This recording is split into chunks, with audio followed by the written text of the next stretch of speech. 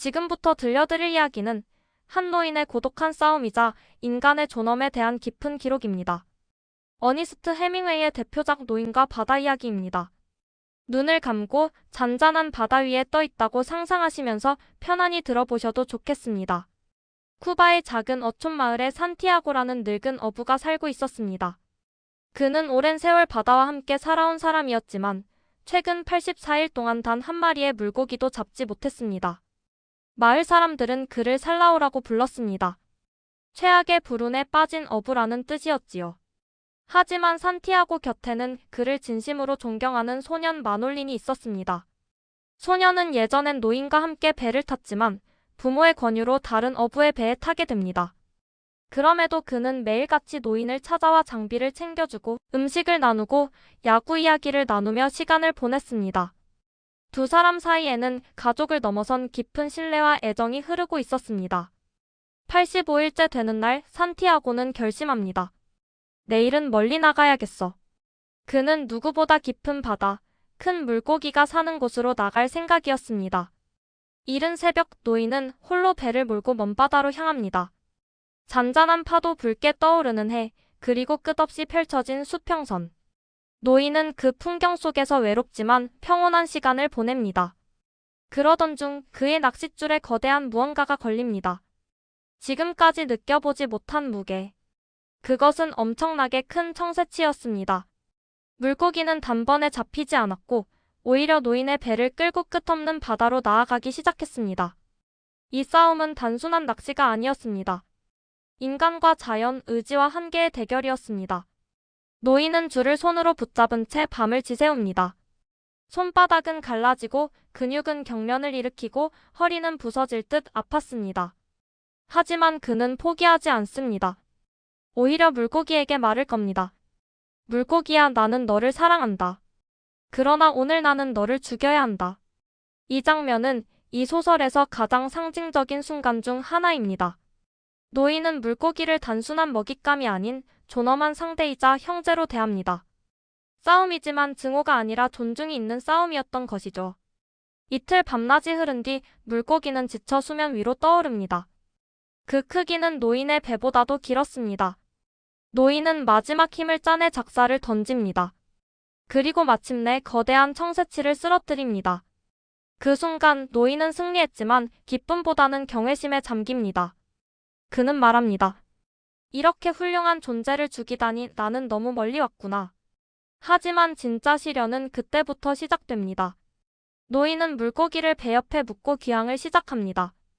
그런데 바다에 퍼진 피 냄새를 맡고 상어떼가 몰려옵니다.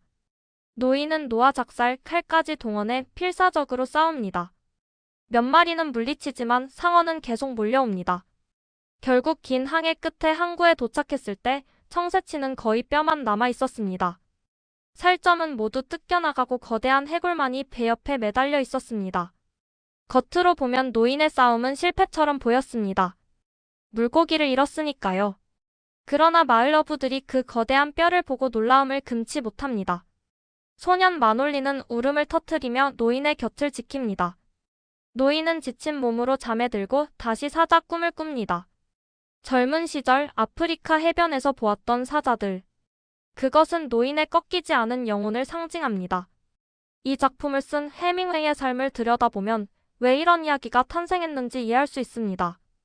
해밍웨이는 실제로 바다를 사랑한 사람이었습니다. 쿠바에 거주하며 낚시와 항해를 즐겼고 거대한 청새치를 잡은 경험도 있었습니다. 그러나 작품 집필 당시 그는 작가로서 큰 슬럼프에 빠져 있었습니다. 이전 작품들의 평가가 엇갈리며 명성이 흔들리고 있었죠. 그때 그는 스스로에게 증명해야 했습니다. 나는 아직 쓰러지지 않았다. 그 결과 탄생한 작품이 바로 노인과 바다였습니다.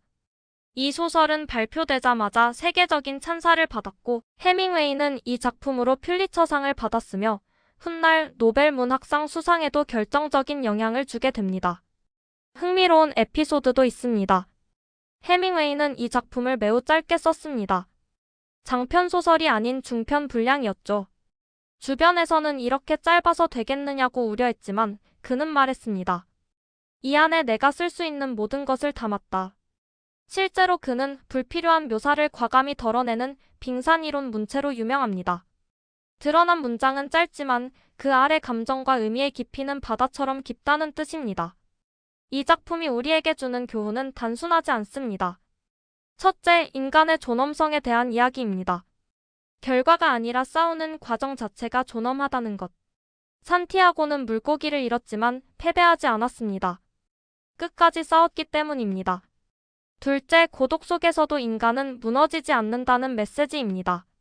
노인은 혼자였지만 완전히 혼자가 아니었습니다. 소년의 기억, 사자의 꿈, 그리고 스스로에 대한 자존이 그를 지탱했습니다.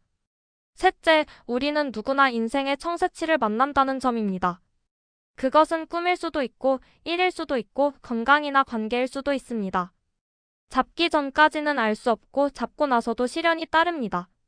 그러나 중요한 것은 크기가 아니라 태도입니다. 노인은 말합니다. 인간은 파괴될 수는 있어도 패배하지는 않는다. 이 한 문장은 수많은 독자들의 인생 문장이 되었습니다. 나이가 들수록 우리는 체력도 기회도 줄어든다고 느낍니다. 그러나 이 소설은 말합니다.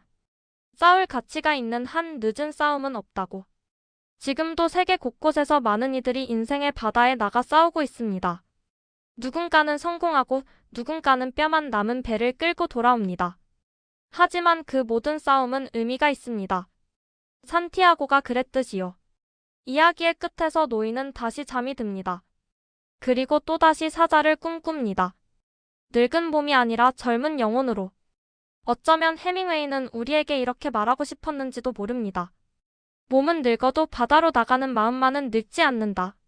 지금 이 이야기를 듣고 계신 여러분의 마음속에도 아직 떠나지 않은 바다가 하나쯤은 남아있지 않을까요? 그 바다가 두렵기보다 다시 한번 노를 저어보고 싶어지는 밤이 되시길 바랍니다.